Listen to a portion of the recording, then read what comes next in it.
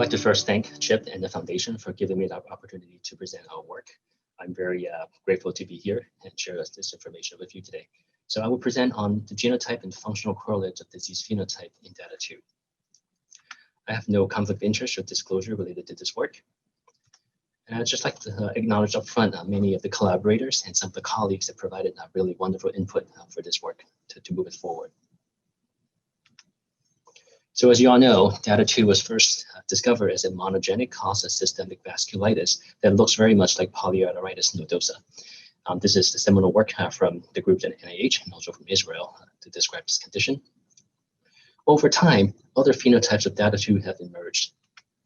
In particular, there are a number of patients with severe hematologic features, including rest cell aplasia and bone marrow failure. These patients with hematologic defects can have some overlapping features of vasculitis, but some do not have any features of vasculitis. The two major phenotypes are Diamond-Blackfan-like anemia, which we also call pure rest cell aplasia, and some other patients present with leukopenia in forms of either neutropenia or lymphopenia. And there are also patients that present with deficiency of all three lineages, including anemia, leukopenia, as well as thrombocytopenia. When we look at the bone marrow of these patients, they often have evidence of impaired hematopoiesis, as well as lymphoid aggregates that's of unclear significance at this point. What's remarkable is, compared to patients with the vasculitis phenotype, patients with the hematologic phenotype tend to present much earlier in life. So on the right here, this diagram shows age of presentation, we gather from the literature, and you can see the patients with the vasculitis or vasculopathy phenotype have a very fairly variable age of onset for disease, whereas those with pure rest cell aplasia, for example, almost uniformly present very early in the first couple of years of life. So one of the interesting questions in the field is always whether there are hints of genotype-phenotype correlations with this disease. Early on, we recognized that the disease manifestations are quite variable in data 2 patients, even among family members with the exact same mutations. But over time, we start to see some patterns emerge that perhaps there is some correlation. For example, patients with G47R mutation, which is the most common genotype for this disease to date, typically have a vasculitis and systemic inflammatory phenotype. And by the same token, these patients do not typically present with rest cell aplasia or bone marrow failure, based on the case series that are published today. On the other hand, patients homozygous mutation of R169Q, which is the second most common mutation for this disease, have much more of a variable presentation that include both vasculitis and bone marrow failure. We have some personal experience with this as well. So here at Boston Children's Hospital, I follow 3 siblings with data 2. They are products of consanguineous marriage, and all 3 of these children have homozygous frameshift mutation at arginine 49. All 3 of these children developed transfusion-dependent anemia during the first year of life. None of them had any significant infection, rashes, livedo reticularis, or any neurologic deficits. MRI of all 3 children were also normal. Their labs are notable for very low hemoglobin level, with trough hemoglobin between transfusions in a range of 6 to 8 grams per deciliter. They have very few reticulocyte count, but their neutrophil and lymphocyte counts are largely preserved. Bone marrow biopsy of these kids all show evidence of pure rest cell aplasia. At this point, 2 of them are still transfusion dependent. So in this family, at least, with the same genotype, they all present with a very similar phenotype of data 2. So we want to know whether there's a pattern here. So to do that, we expanded our study and collected a number of cases from our collaborators across the world. So we were able to find 15 cases from 10 countries. And together, in this cohort, 5 of these patients have pure rest cell aplasia, and 10 of them had bone marrow failure, defined as leukopenia and or thrombocytopenia. What's remarkable is, out of the 15 patients, 10 of them were started on TNF inhibitor, as we would for patients with vasculitis, and only 1 of the 10 patients shows sustained improvement of hematologic phenotype of anemia, while the other patients did not show significant improvement in the hematologic criteria. In 3 patients received TNF inhibitor treatment, they had improvement of skin vasculitis or ulcers. On the right here is a breakdown of this cohort. I'll point out some of the important findings here. So again, the median age of onset seems to be quite young. For the pure cell aplasia group, is less than age 1, and for bone marrow failure group was age 2. In the bone marrow failure group, the majority of patients had neutropenia as their predominant phenotype, but some also had lymphopenia and thrombocytopenia as well. In both groups, we saw variable hypogammaglobulinemia. Patients with bone marrow failure phenotype particularly had more more incidence of recurrent infection. Also, what's remarkable is that most of these patients did not have significant evidence of vasculitis, as we're used to seeing in data 2. Only one patient in the paracel group had stroke, and 2 patients in the bone marrow failure group had evidence of skin vasculitis. Hepatosplenomegaly seems to be common between these patients, and also an important finding for the bone marrow failure cohort is that 50% of the patients die from infection. When we looked at the genotype for this cohort, we found 9 mutations among the 15 patients. They're listed here.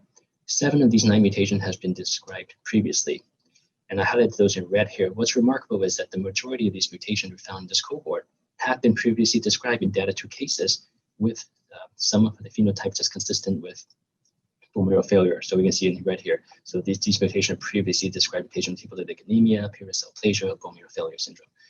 Only one was previously described in a patient with vasculitis alone without significant evidence of hematologic defect.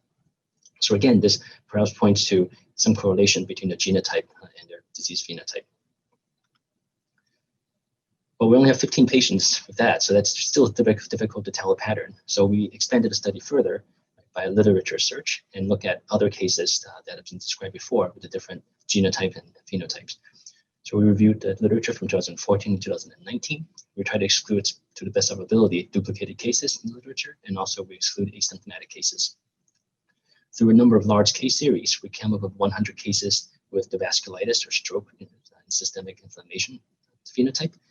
And then we also included every case we can find with pure vessel aplasia and bone marrow failure phenotype, because there's just less of those in general.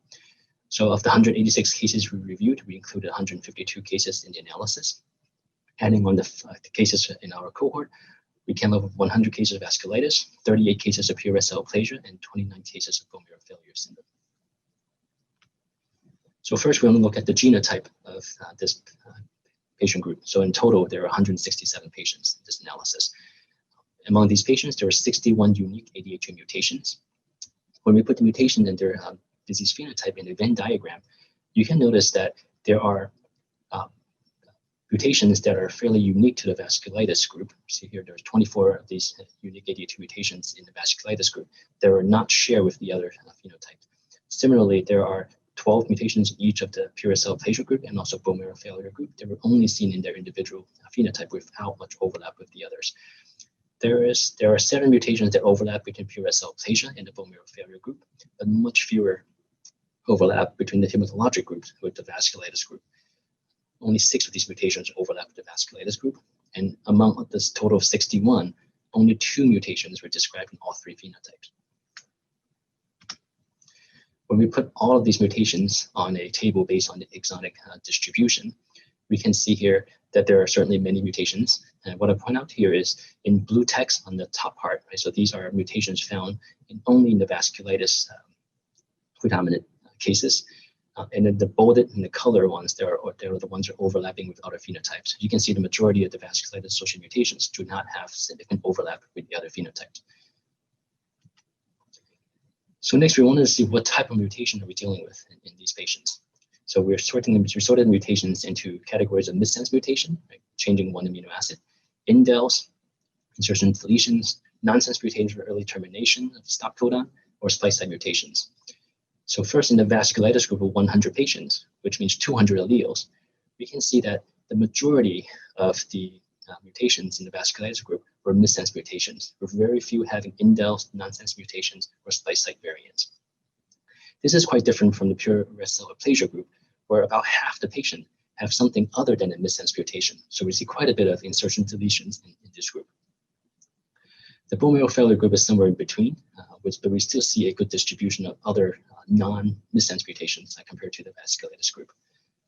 So many of these patients, of course, have compound heterozygous mutation configuration. So it's a little bit difficult to sort out what exactly that means.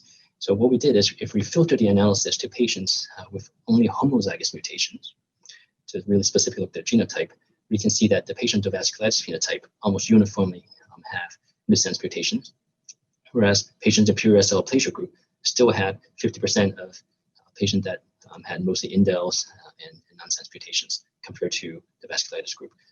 Again, the bone marrow failure group, it's less prominent, but still you see a good number of patients that have something other than the missense mutations. So we asked the question in a slightly different way. So now if we focus on a specific phenotype and ask, what are the most common mutations you see in those phenotypes?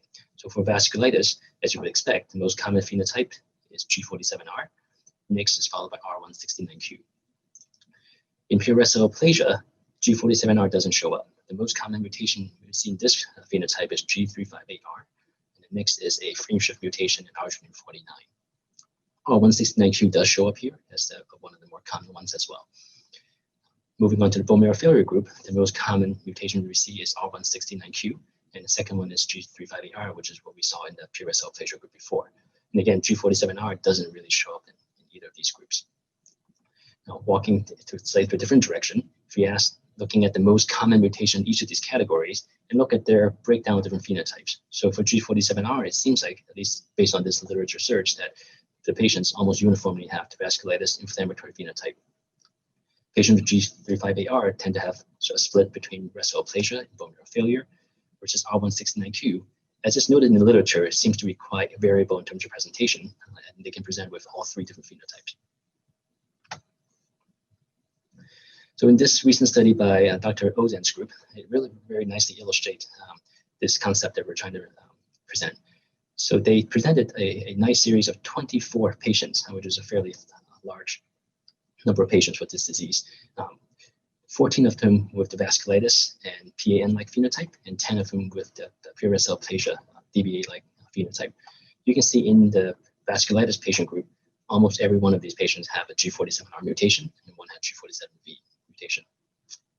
On the other hand, if you look at the PRCA group, they have much more variable mutation configurations, but you don't see the G47R here. Instead, you do see the G358R, which we see in many other pure cell aplasia patients in other places as well, and a number of frame shift as well as early termination nonsense mutations. So to take this analysis further, we perform a functional analysis of ADA2 mutation to see where there are differences between the mutations in these different phenotypes. In particular, because missense mutations are still found in all three groups. And even though pure cell aplasia have a lot of indels and nonsense mutations, half of those patients still had missense mutation. So we want to see whether there are differences between those missense mutations and the ones found in the vasculitis group. We express each mutation in 293 T cells through the expression vector. Then we transfect it to 293 cells and we measure ADA2 activity using a spectral photometric assay in the supernatant 3 days later. This is the assay used by Dr. Michael Hirschfield's lab and takes advantage of the ammonia release during the deaminase reaction. We calculate the activity of each mutant and normalize it as a percentage of wild-type ADA2. One limitation in the study is that we're not able to analyze large insertion deletions and splice site mutations because we do not have the cDNA available for the analysis. So when we analyze these mutations, we see a interesting pattern. So first, we look at mutations associated with vasculitis, and on the y-axis is the percentage of residual activity compared to wild-type ADA2. So wild-type ADA2 is 100%. A mutation that completely disrupts ADA2 function would be 0%. And what's interesting about the vasculitis mutation is that they show a wide range of residual ADA2 activity. And some of them even have activity in preserved in the range of 40 to 60%, showing these are hypomorphic mutations without complete disruption of gene function. The two arrow here points to the common mutations, G47R, which has about 10% residual activity on this assay, and R169Q, which have no activity at all in this assay. When we look at mutations in the pure cell aplasia and the bone marrow failure group, right, these include many of the missense mutation as well. We don't really see much residual activity at all. Some of them have very little activity. And of course, the null mutation, these are the frame shift, indel, and also nonsense mutations. They do not have any detectable ADA2 activity. If we arbitrarily draw a line at 3%, right, so 3% residual activity as a cutoff, we can see more than half the mutation in the vasculitis group had activity above this 3% line, versus no mutation in the pure cell aplasia group and only one mutation in the bone marrow failure group crosses the 3% line. That's only barely crossing the line. So again, from a functional standpoint, we can see some differences between vasculitis associated mutations and also the hematologic disease-associated mutations. Now, it's nice that we analyze every single mutation, but how do we put that at the level of patients? Because patients have, of course, 2 mutations, and many of these are compound heterozygous configuration, which may be missed if we analyze each mutation by themselves. So here, what we did is we assigned each patient a genotype category. We look at their each individual mutations first and assign each mutation to one of 3 categories. So in category A are missense mutations that have greater than 3% residual activity. So these are the hypomorphic mutations. Category B are missense mutations with 3% or less of residual activity. And then category C are the null mutations. These are the nonsense indel frameshift mutations that have no activity at all. Then we used a 2-letter code, right, based on the actual patient genotype. So one example here, so if the patient is homozygous for G47R mutation, which is a hypomorphic mutation with 10% residual activity, and this mutation would be a category A mutation. So the patient would be grouped as AA. Right? This is the group where we expect the most residual activity based on a functional analysis. The second example would be a patient with R49 frameshift mutation. This is a null mutation, therefore we call it category C. So this patient would be in group CC because it's homozygous for this mutation. And we expect this category group, to have the least residual activity. Then we spread out these categories on a bar graph here, going from AA, AB, AC, right, all the way down to BB, BC, and CC. Right? So these 6 possible outcomes based on the genotype categories. AA would be the one expected, again, the most residual activity, going to CC with the least expected activity. And putting the different phenotypes on this analysis, you can see patients with vasculitis mostly are on the left side. Most patients have at least 1 mutation in category A, if not in category B. The peaks you see here for AA is the many patients with G47R, and the peak here is the BB is the many patients with R169Q. If you do same analysis for the pure cell aplasia group, the patients all appear in this group. And it's this side of the graph where they're mostly BB, BC, and many of the homozygous null mutation phenotype in the CC group. And a similar pattern is seen in the bone marrow failure group as well. So again, you sort of see a different distribution of their genotype based on the phenotype. So based on these findings, we propose a genotype-phenotype correlation in DATA2. And let me just make it clear that we're not saying that these are distinct categories, okay? Even though we're saying that mutations are distributed into categories of vasculitis, pure vessel aplasia, bone marrow failure. These are truly spectrums, in my opinion. Patients with vasculitis can present with variable elements of hematologic defect, versus patients with either pure vessel aplasia or bone marrow failure can also have features of vasculitis as well. Okay. So putting them in the spectrums of vasculitis on the left side, and then pure vessel aplasia and bone marrow failure to the right side, and matching that the genotype continuum, where on the left side are genotype that predicts more residual ADA2 activity, and going to the right side are genotypes that predict less or little residual ADA2 activity. So on the left here is more missense mutations that correspond to vasculitis phenotype. Going to the right would be nonsense and indels and frameshift mutations that predicts the minimal residual ADA2 activity. So how does this, what does this tell us about the function of ADA2 and thinking about the care of the patients going forward? So of course, there are many possible hypotheses. This is one put forward by our colleagues in NIH in the editorial they wrote about paper. So one possibility is that ADA2 indeed have multiple functions. There are enzymatic dependent functions and enzymatic activity independent functions. In patients that have no enzymatic activity at all, null mutations and frameshift mutations, perhaps that affects more at the level of hematopoiesis. So you have the pure vessel aplasia, bone marrow failure phenotype. In patients that are lacking ADA2 that with the enzymatic activity independent functions, those would be more predisposed to having the vasculitis and stroke phenotype. Of course, there are overlap between the categories because some of these mutations, for example, R169Q, is found in multiple phenotypic groups. But of course, the true function of ADA2, right, it's still not completely clear, and we have much more to learn. I look forward to learning from all of you at this conference to know how this knowledge can impair us and can influence our thinking about the genotype to phenotype correlations. So with that, I'd like to conclude and say that we have preliminarily established a genotype-phenotype correlation in DATA2, where missense mutation in ADA2 with greater residual enzymatic activity seems to be associated with the vasculitis or inflammatory phenotype, versus the known mutations and missense mutations with minimal residual activity are more aligned with the phenotype of severe hematologic compromise. This also has clinical relevance because patients with specific phenotype and genotype may have different response to treatment.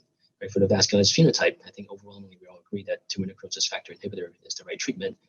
The patient with the hematologic picture may not respond and often rely on hematopoietic stem cell transplant. So perhaps a genotype early on can tell us which way the patient's likely to go. So with that, I'd like to thank again Chip and the organizers for this opportunity to present, and thank you much for your time.